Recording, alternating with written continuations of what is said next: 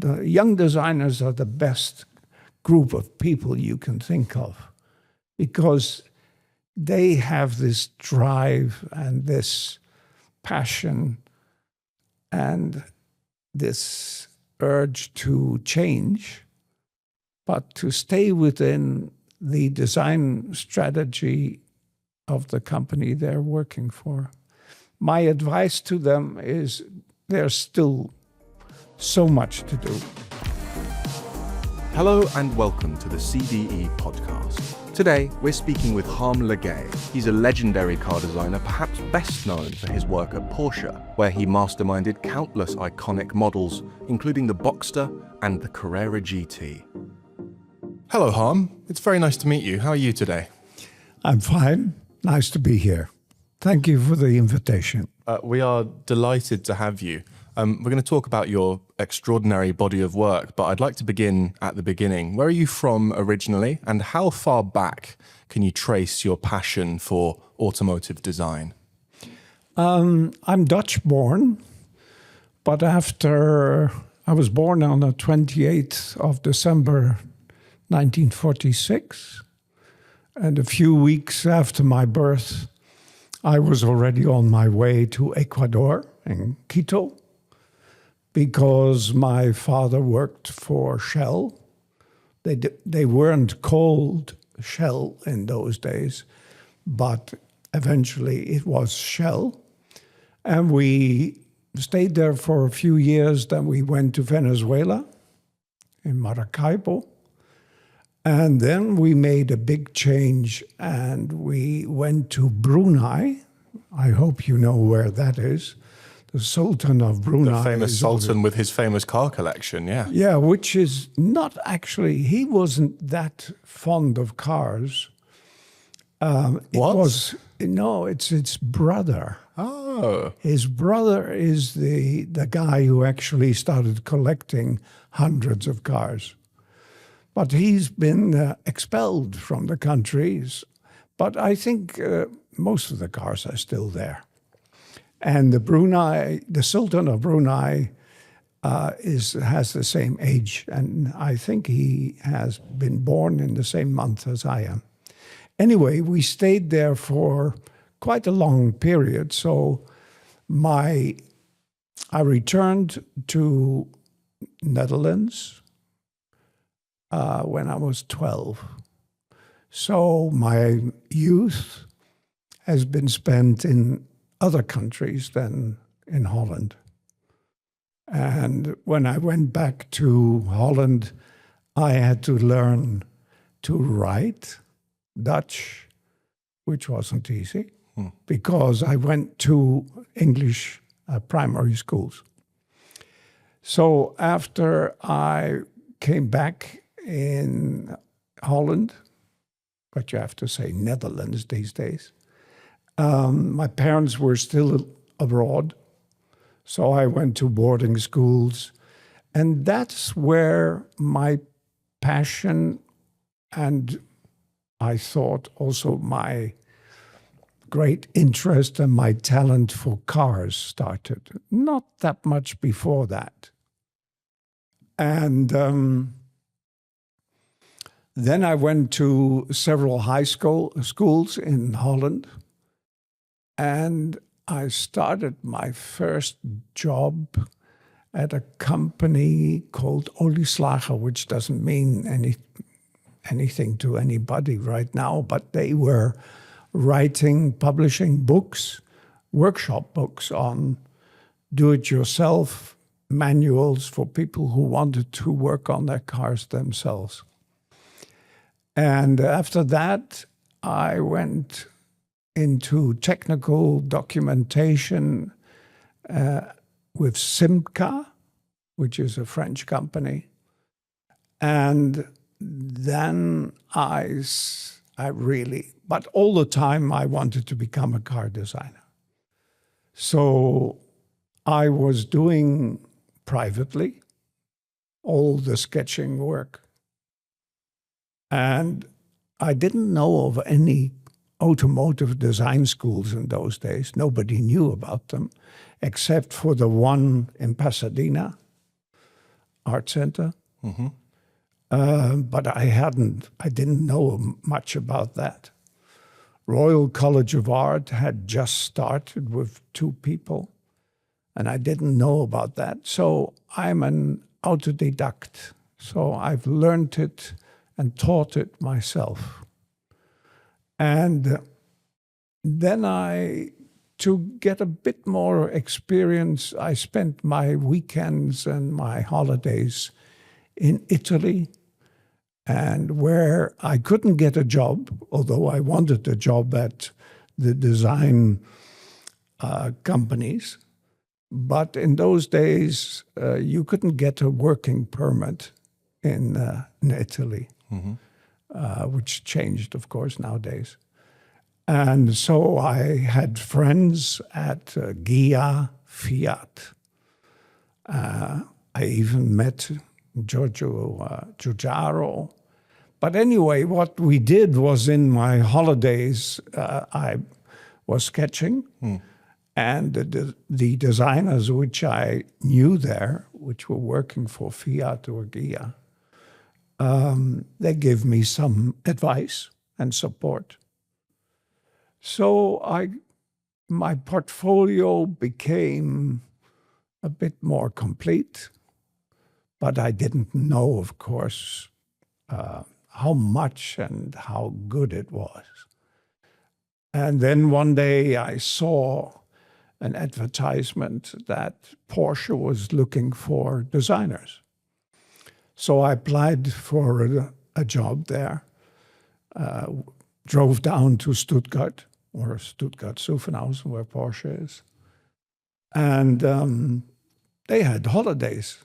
And Germany has a lot of holidays, so I left my portfolio at the gate, which was a bit risky.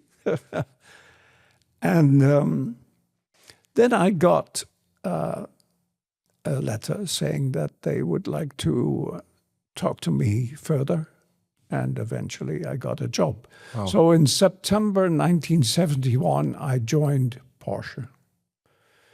And I stayed there for 7.5 years. And the main achievement I had there was the Porsche 924, the 924. And we worked on some racing cars, aerodynamics with the aerodynamicists, of course, but also the liveries. And I did a little bit of work on the 928. And then, because Porsche was still doing design work for outside companies, I was involved in that as well. So when those projects like the Porsche 924 and the 928 and the G model 911 were finished, I thought it was time to move on. And I moved on and I went to Ford in Cologne, because the big exterior design studio of Ford is in Cologne. And the interior design studios are in near London. And I worked there for 8.5 years.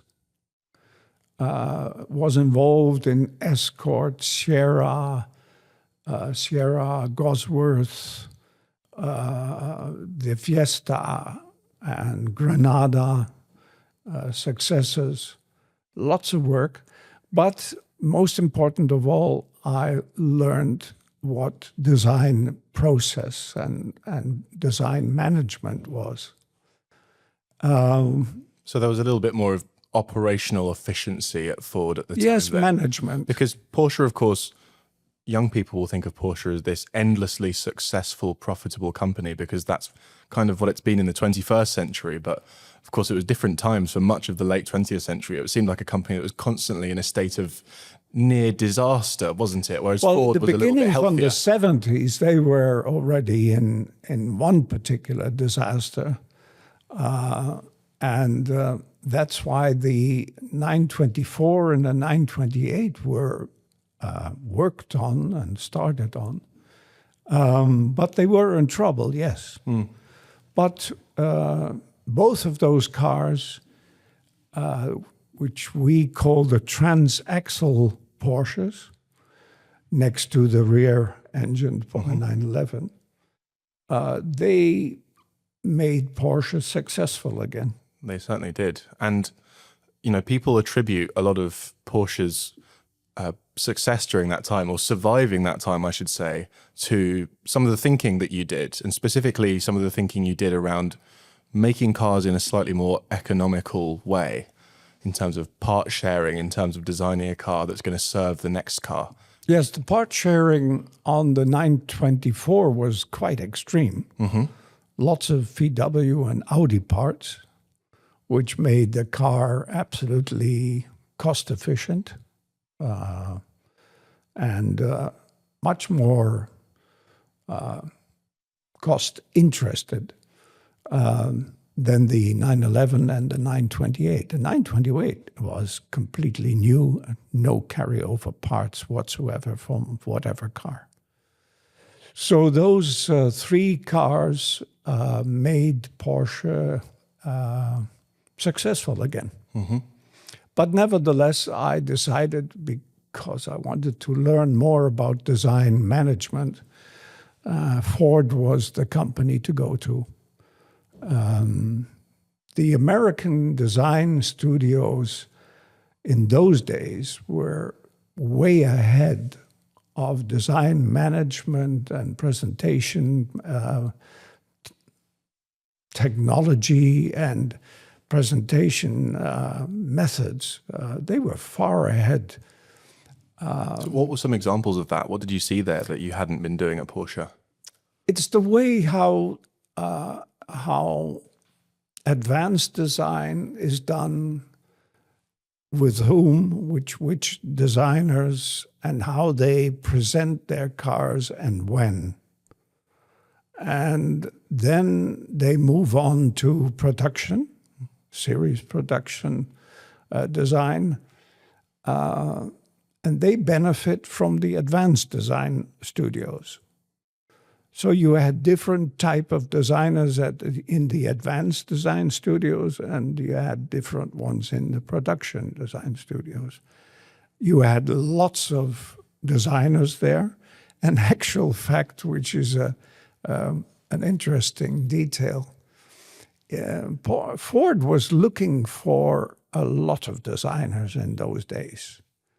And they attracted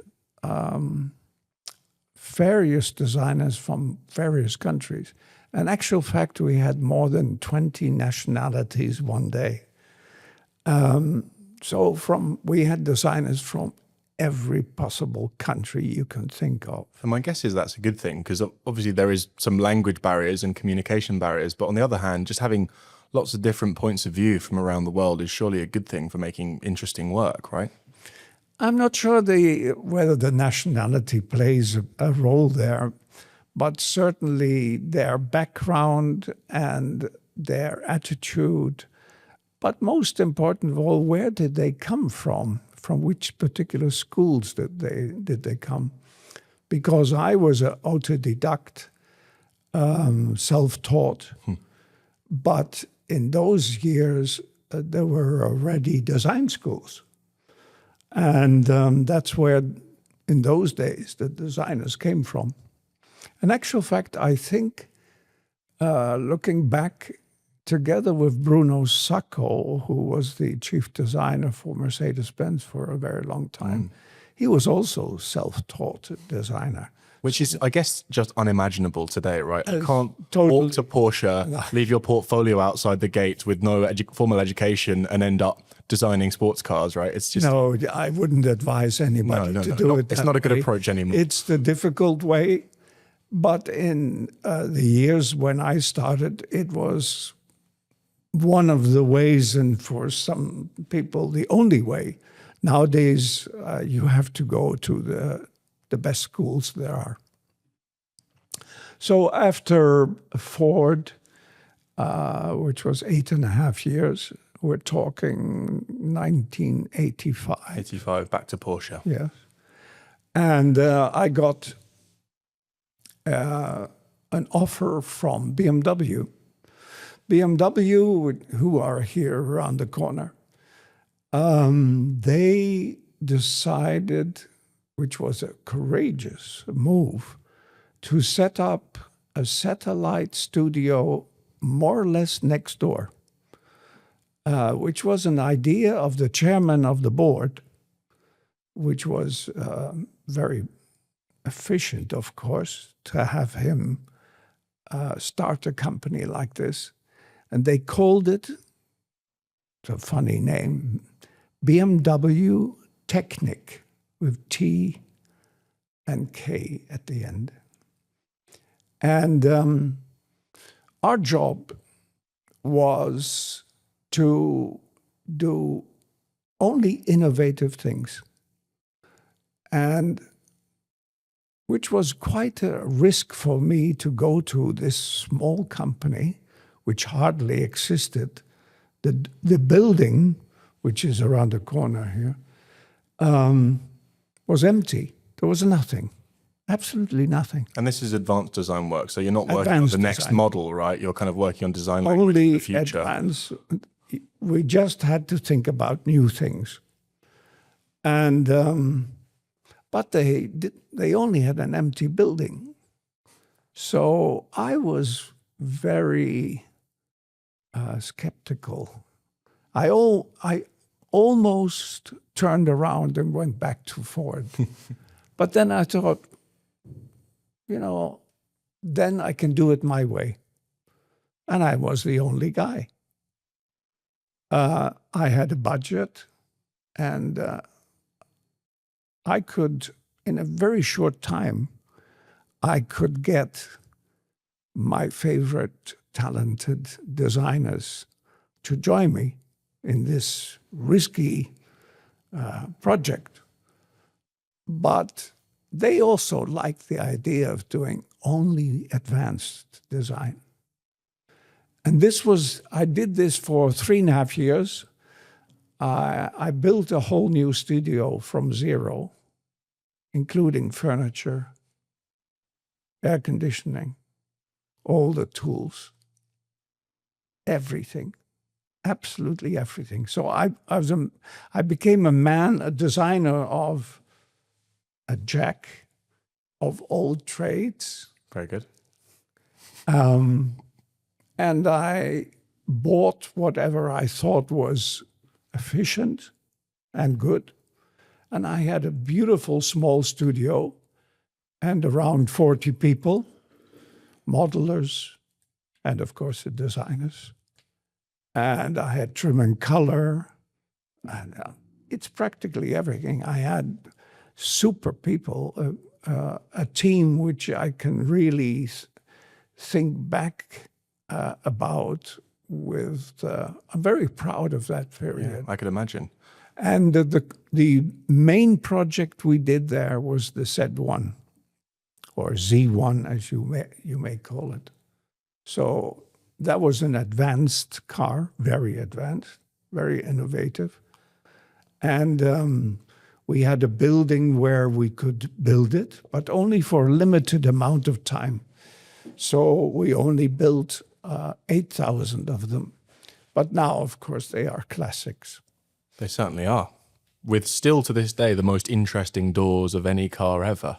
Yes. It's no surprise to learn that a car like that came from a studio like that, because you can't help but feel that HQ just wouldn't have the kind of freedom to innovate something as unusual as that car was. Now, we were thinking about freedom on 4 wheels. And you could push out your cigarette on the road by lowering the door, like in the old days, the British sports cars. Was that the thinking behind the doors? That was the thinking. Wow, yeah, that's very of its time as a design brief. And then to make it even more adventurous, I think to get myself in the right mood, I got myself a Lotus 7, or rather a Donkervoort, which is the Dutch version of the Lotus 7. But it was a great team, great projects. And then my boss, who was head of this particular subsidiary, he was asked to become board member for research and development. And as soon as he, at Porsche, and as soon as he was there, he said, I think I need Harm. And so at the end of 1988, I joined Porsche as chief designer. With all this incredible experience under your belt now, having worked for a super organized business in Ford and then having worked for, well, just done everything from the sound of things at BMW, that sounds like a really good variety of work experience to return to Porsche. Yes, definitely. Yeah. And that was also what I applied into the design studio, because the design studio in those days were, they had hardly a budget, they had hardly any projects. The company was, again, in difficulty. Yeah. You've been quoted in previous interviews as saying you came back to Porsche and you looked at it was a 964 generation 911 at the time and kind of said, wow, not very much has changed since I was last here. No, it was actually a bit worse, because when I joined Porsche, they were very proud, and they said, Mr. Lagaay, your new company car, the 964. And I drove off and I thought, wait a minute, I've been away for 16 years. What happened? Obviously, everybody loves that car now. They certainly do. And they are absolutely right, and I love it as well. But it wasn't the car to bring back Porsche into profitability. The 928 was selling in very low numbers. The 924 was also at the end of its cycle. All those cars were extremely expensive in production. And they were made for diehards and for people who love them, but you can't run a business on those numbers. So we had to start completely all over again, which meant that the 964 had to become renovated, new suspension, new design, bits and pieces, which made it extremely attractive again, but we were still not making money on it.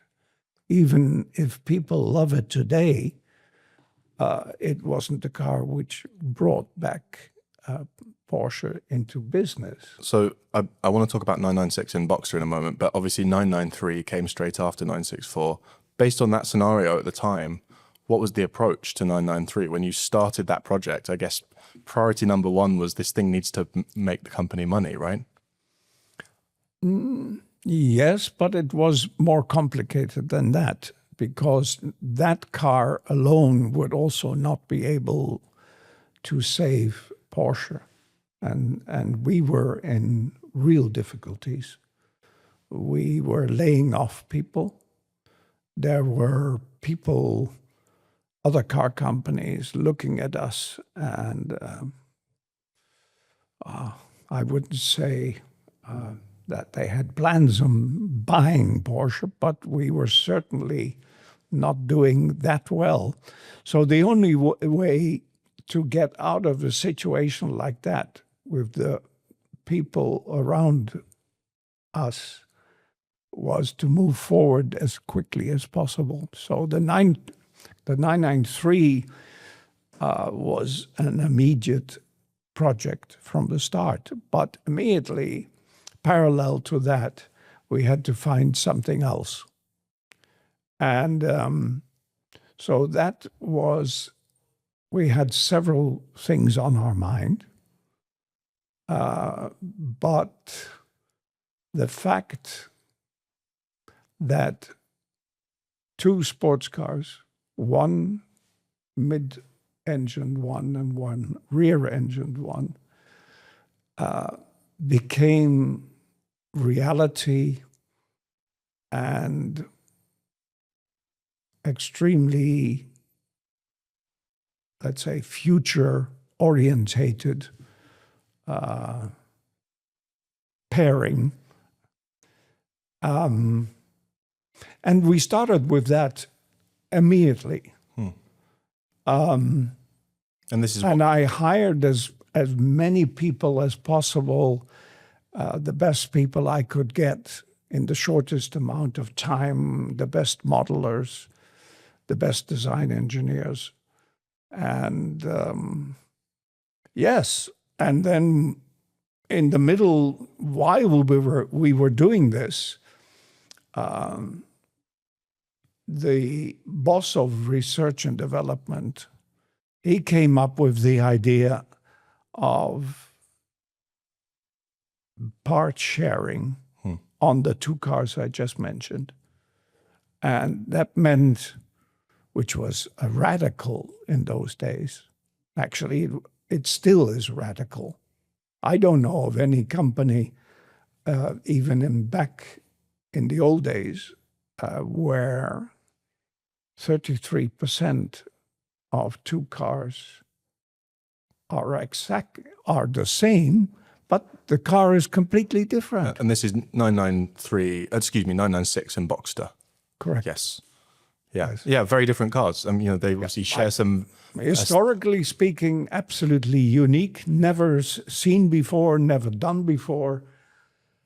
And it also meant for the design studio that if you, with the experience I had, you, especially from Ford, when you start a new project, you don't come up with one proposal to find out which direction you want to go.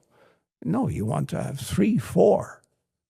But because the two cars were always together and shared the same front end and even the same doors, this meant a lot of clay modeling.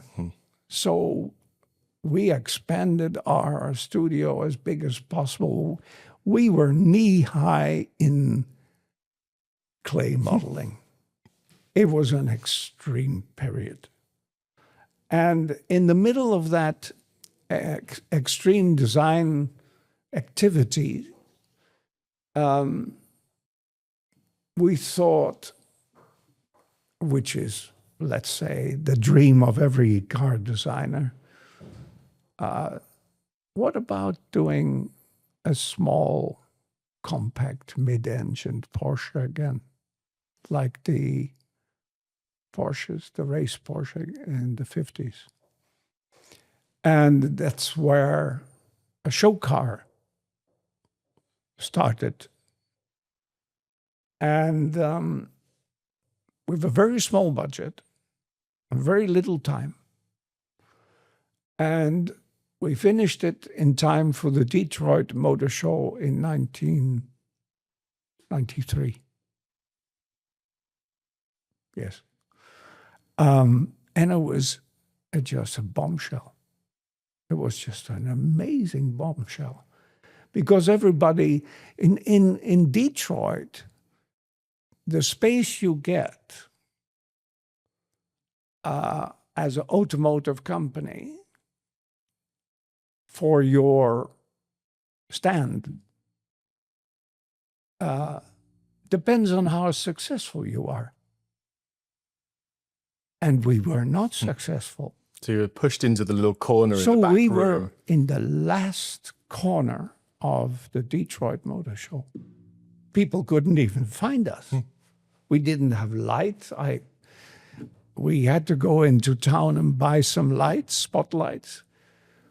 The journalists were extremely curious to find out, is Porsche bankrupt? What is the future going to be? They didn't know that we were working on the 996 and the Boxster behind the curtains. And they suddenly saw that we had something to show on a fantastic silver cloth over it. And Porsche management were all expecting the most difficult questions at the opening of the Detroit Motor Show. But they thought, wait a minute, look at this fantastic car, which is covered up still. So they didn't have any questions. So when we unwrapped the car, they were just knocked out. Everybody thought, we are back. There were several famous, in those days, car chiefs, bosses, who came over and said, yeah, you guys have the right, you have the right car. So that was the birth of not just or a rebirth of Porsche, but also, which is, for me as a chief designer, the most important thing was it gave us a design theme for the cars which we were working on, which the public didn't know anything about, which were the 996 and the Boxster. Yeah. So that show car gave us the direction. It was, of course, a bit too small. We had to make it a bit larger.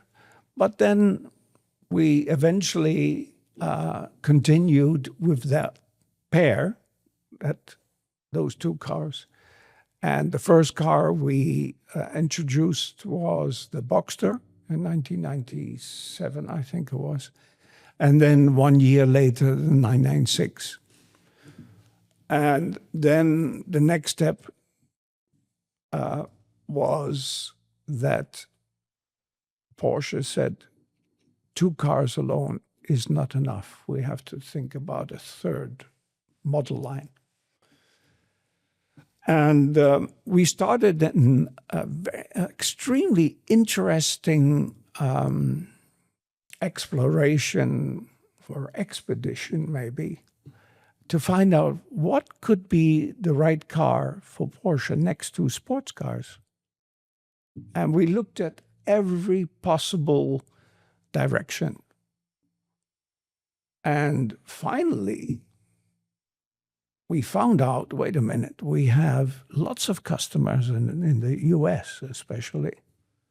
They have a 911 in the garage, and next to it, a Grand Cherokee. Why can't we do an SUV? Yeah. And this is the birth of the performance SUV, which is now enormous segment in the car industry. Every luxury brand has an SUV offering, and that whole idea originates from Cayenne. It's a huge moment in time for the automotive industry, and it's incredible to think that whole period where things start to improve for Porsche starts with that show car at the Detroit Motor Show. It's you've not been afraid to do pretty radical things through your career, and I always think about, I was talking to Phil Zach from Chevrolet yesterday about working on Corvette and the pressure that must come with working on an iconic nameplate when there's all this history, this expectation, this fan base that love this car, and anything you change, they're going to be upset about. Well, you changed a lot of things. 996 first air We changed so many first water cooled. You changed, yes. Even just changing the shape of the headlights, people went crazy. Yeah, but the headlights, which were criticized in the first years, for us, first of all, the headlamp was shown on the Boxster show car in 1993 Yeah. with a great success. There was absolutely nobody who said, we don't like the headlamps. On the contrary, they said, it's fantastic. But then we didn't have any idea. We thought, okay, two cars which are very different in technical layout and package, having the same front end, okay, that's a bit risky, but it's a nice shape. And most important of all, we have to make money first. So the cost efficiency was one of the primary goals on those two cars. And the fact that we had such profitability on both cars made us believe nobody will have a problem with those headlights. But obviously, 911 owners, they said, wait a minute. They're not aware of this cost efficiency, which was absolutely necessary, mandatory for us to get back into a cost-efficient company. So we were a little bit surprised that they criticized the headlamps. But we changed the headlamps on the first facelift. And then, of course, we changed them completely different on the 997. But just to give you an idea what the cost differences between the two are, because the 911, the 996 headlamps, and of course the ones on the Boxster, have 5 functions in one module. Mm-hmm. Nobody has done that ever, even today. You can just pop it out and replace the whole thing. And you just pop it in a few seconds. So everybody loved, the production people loved it. But the 911 people said, wait a minute, that's a bit far-fetched. Anyway, so I'm very proud of that headlamp design from a design point of view, from a cost point of view, and most of all, it gave us profitability with many other things which were on the front end of both cars. Yeah. And as soon as Porsche came back into profitability levels, we were able to change that, which we did. And do fun stuff like make V10 supercars that go on to become legends. Yes. That was fun as well. You know, when you're back into business with those two cars, the Boxster and the 911, and you're thinking about a third model line, which became the Cayenne. But we had so many other directions we could have gone to, but we chose the SUV because VW also wanted it. So there was a very strong collaboration between VW and Porsche on both of those cars. An actual fact, which is unique, of course, they paid us to develop both cars. Well, that's the best. Perfect. That's a perfect situation. Yeah. So we were making money on the Cayenne almost immediately. And then one of my ambitions was to have a satellite studio. And I always thought, well, wait a minute, 25 other companies have satellite studios around the world, especially the west coast of America. So why don't we have that? And we got the opportunity to take over a studio from Samyang. and no, Samsung, sorry. And that's where we started the career at GT. So, but that car also came about because Porsche was thinking we may be back into business and have successful, profitable and affordable and fantastic two cars. But we want to show the world that we are also best in the supercar market. Absolutely. And, you know, that car would be an unimaginable project 10 years earlier for Porsche. There would just be no way. It was earned the right to make something like that by the hard work of... Absolutely. I mean, Boxster, in the early 90s, a project like that would not have been possible. Certainly. And Dr. Wiedeking, head of Porsche in those days, he said, I don't want to lose any money on it, which we didn't. Yeah.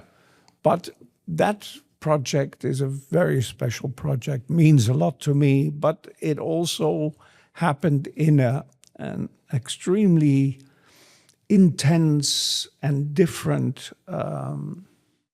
situation, time, location, and which people should I choose to do a car like that? Yeah, absolutely. I mean, it's probably my favorite car of all time. And actually, there's one in Motor World. I opened my curtains this morning to my hotel room, and there was a white Carrera GT staring at me through my hotel window, which doesn't happen very often. So that was a nice way to start the day. Especially when you start it up. Yeah, absolutely. Yeah, it has the most incredible sound. To this day, I think the best. One of the best. And it's design-wise, it's aging very nicely, very elegant. It doesn't lose its identity, design identity, as quickly as others. I'd like to ask you about that because a lot of your designs have aged very nicely. Z1, not as appreciated as it should have been, now very desirable. As we discussed, 996, 911, some people got angry about the headlights. Now everyone wants a 996. Yeah, they got angry, and in the meantime, we were selling them like right, hotcakes. exactly. It didn't hurt the success. I'm sorry. But from a design standpoint, certainly people have come around to the cracked eggs. I've always wondered, as a designer, do you think about the kind of how it will age? Do you try and just make something that's contemporary in the moment, or do you think about how a piece of design of yours is going to look in 10 years, in 20 years, in 30 years? I think you're not, while you're working on a project, you're not particularly thinking about that, but you're thinking, as my strategy is to go to the limits of what the design language of a car can allow you to do. What is the maximum you can get out of the design language which a company has for historical reasons or because they had a particular model which was successful over a very long period. And the design language of Porsche is worth gold. I mean, it's if you don't treat it well, you're in the wrong position. So the design language, which is so strong and is applied to the cars nowadays more and more in such a successful way, you know that you have to do it, but you want to do it. Just to give you an example, if you take young designers and you let them work on a particular Porsche model, but they are not living and working around or in the company where Porsche is. They will not get it. At least that's the lesson I went through. Something about being there, You have physically to be living and there. breathing it in order to kind of let it To seep answer in. your question, to look how far and how conscious are you being looking into the future, I have to say, first of all, you have to be there. You have to breathe the culture of Porsche, which is not just the technology, of course, but it's the design. So you have to go through a period being there, and then slowly you will understand where it started, how it started in 1948, and how this form language actually developed subtly, sometimes more courageous, sometimes more conservative. But it's just that you are convinced that if you do a new Porsche, it has to be something which belongs to Porsche and will be something which still looks good in the future. My last question to you was going to be what your golden piece of advice is for young designers when they ask you, but I think you might have just answered the question there. Well, that's a very complex question. Since 5 years now, more than 5 years, I'm working again. I'm a design consultant for a company within the VW group. Mm-hmm. And it's a hands-on design job. So I'm back into what I've been doing for 40 years. And there, of course, because I'm that much older, I have to compete with the young designers. And I can now look and feel how it is, what they have to do, and how they have to think, and what they have to feel to be successful and sensitive to the company for whom they are working. My experience helps, but the young design, I love young designers. The young designers are the best group of people you can think of, because they have this drive and this passion and this urge to change, but to stay within the design strategy of the company they're working for. My advice to them is there's still so much to do. It's a never-ending story. I think, especially now, where design has become more or less the most important selling point. At least it's something what the customer looks at first of all.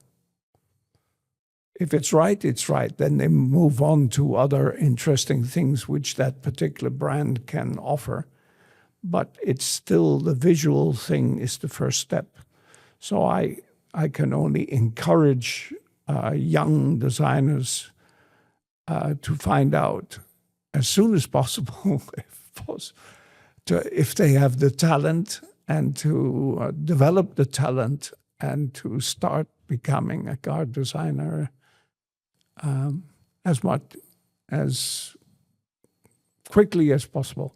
Use your youth and everything that comes with it, right? That hunger and that kind of Yes. reckless abandon. Yes, they have to have hunger to change, but to change it in the right way. Harm, it's been a pleasure speaking to you. Thank you so much. Thank you very much for inviting me. Thank you so much for listening to this CDE podcast. Please like and subscribe to discover new episodes and upcoming events.